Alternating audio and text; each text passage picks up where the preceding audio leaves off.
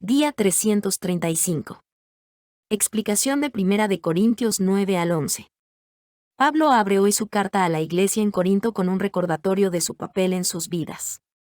Aparentemente, algunas personas lo desacreditan o se niegan a verlo como apóstol.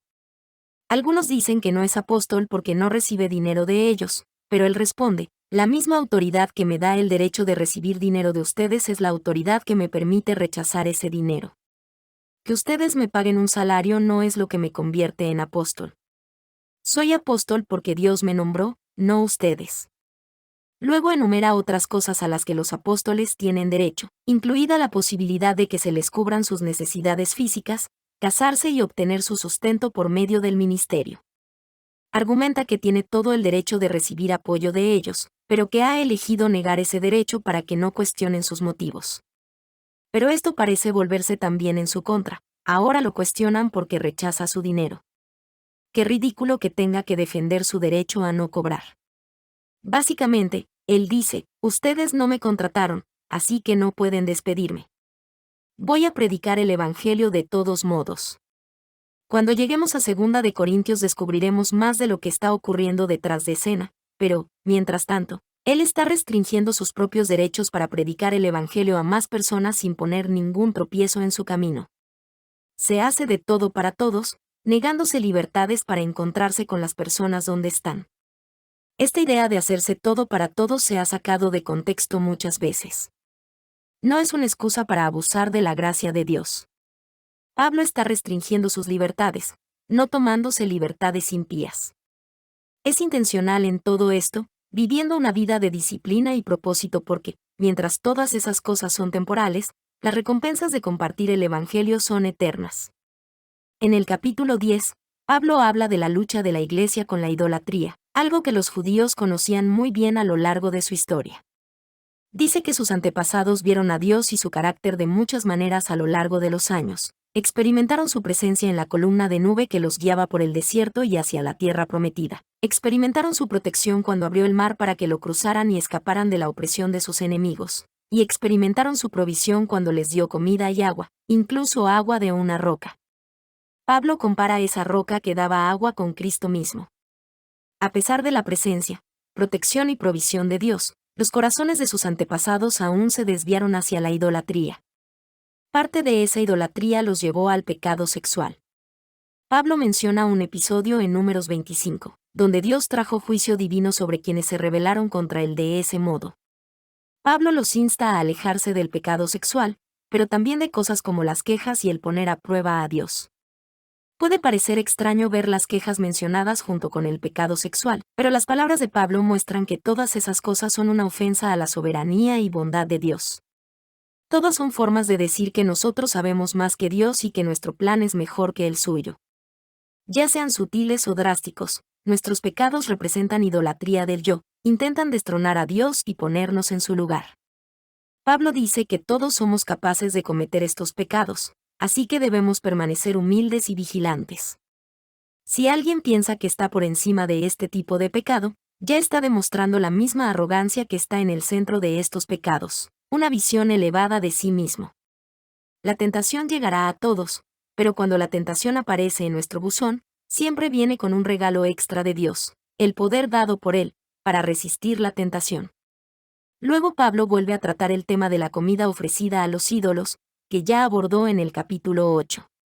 Amplía la idea porque encaja con su tema actual, la idolatría. En aquella época, los corintios iban a templos paganos, se quedaban después de los sacrificios y comían allí. Pablo reconoce que eso es una trampa para ellos, un primer paso fácil hacia la idolatría y un alejamiento de Yahvé.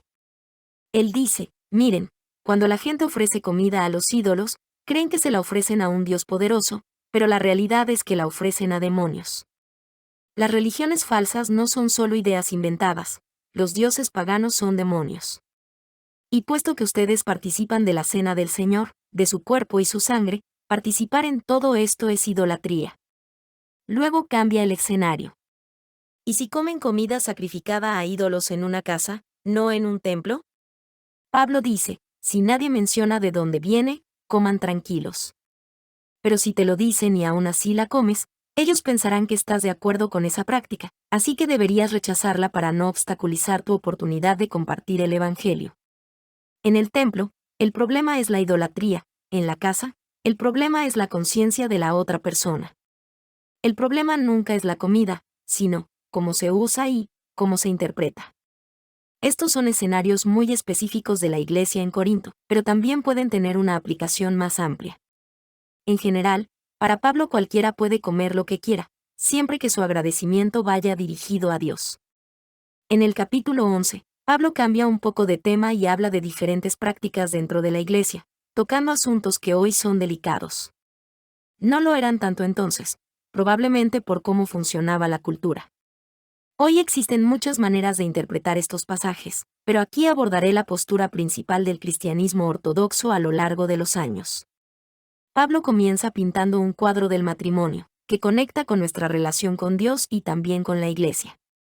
Antes de continuar, conviene recordar que esto lo escribe un hombre que continuamente renuncia a sus libertades y no defiende sus propios derechos, para que su humildad abra camino al Evangelio.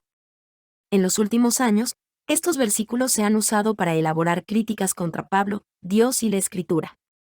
Pero si recordamos el carácter de Pablo y el carácter de Dios en toda la Escritura y en el ministerio de Jesús, tendremos la perspectiva correcta para leer estos versículos, porque la Escritura interpreta la Escritura. Pablo expone primero la estructura de autoridad en el matrimonio. Esta idea no es nueva. Hemos visto la estructura de autoridad dentro de la Trinidad repetidamente. Son uno, unidos en propósito y visión, pero con diferentes roles y responsabilidades en su relación con la humanidad. En esa relación, el padre es la cabeza; de la misma forma, el marido es la cabeza del matrimonio y Cristo es la cabeza de la iglesia. Cualquier cosa sin cabeza está muerta. Por cierto, la palabra gloria significa dar la opinión correcta de algo. Y Pablo dice que esto es lo que ocurre con los hombres como cabeza. Pablo no niega Génesis 1:27, que dice que la mujer fue creada a imagen de Dios y tiene igual valor que el hombre. Pero enfatiza que los roles no indican valor, sino asignación. En esa cultura romana, no judía, los hombres que oraban en templos paganos cubrían su cabeza. Pablo dice que no quiere que traigan su cultura pagana a la iglesia, les da la vuelta y les pide a los hombres que descubran su cabeza. Por otro lado, las mujeres casadas solían cubrirse con un velo, como una especie de anillo antiguo, mientras que las solteras llevaban su cabello normal. Pero, al parecer, algunas mujeres casadas en la iglesia se quitaban el velo, lo cual era especialmente problemático porque la iglesia de Corinto tenía mucho pecado sexual. Pablo dice, esto no honra a tu marido, parece que lo estás rechazando. Ponte tu velo, tu anillo de boda simbólico, para que la gente entienda correctamente tu matrimonio. Como mujer soltera, dice la narradora, nada de esto se aplica a mí, pero tampoco me resulta ofensivo. Pablo no está desacreditando ni disminuyendo a las mujeres.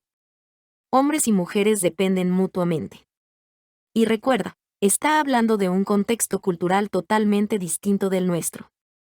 Si quieres un resumen en términos del siglo XXI. ¿Necesitas llevar sombrero a la iglesia si eres mujer casada? No, a menos que sea muy bonito o tengas un mal día de pelo y quieras hacerlo. Pero, ¿deberías llevar tu anillo de bodas, ya que en nuestra cultura eso indica matrimonio? Probablemente sí. No es una ley, pero es útil y honorable. Pablo termina corrigiendo problemas sobre las divisiones en la iglesia y sobre cómo han estado manejando mal la cena del Señor. Las iglesias se reunían en casas de gente rica porque eran lo suficientemente grandes para recibir a todos, pero los pobres trabajaban largas horas y, como no tenían coches, debían tomar transporte público hasta los barrios ricos. Cuando llegaban, ya no quedaba comida. Jesús dijo que comieran el pan y bebieran la copa en memoria de él, pero parece que ellos solo comían y bebían, olvidándolo a él y olvidando su mandamiento de amar a los demás. Pablo dice que deben examinarse antes de tomar la comunión. ¿Entienden realmente que se trata de la unidad de su cuerpo? ¿De quién participa en su cuerpo? Mi visión de Dios hoy estuvo en 1 Corintios 10, 12-13, donde Pablo habla de la tentación. Dice que Dios no permitirá que seamos tentados más allá de lo que Él nos capacitará para resistir. Esta es probablemente la frase que se distorsiona en Dios no te dará más de lo que puedas soportar, lo cual no está en la Biblia.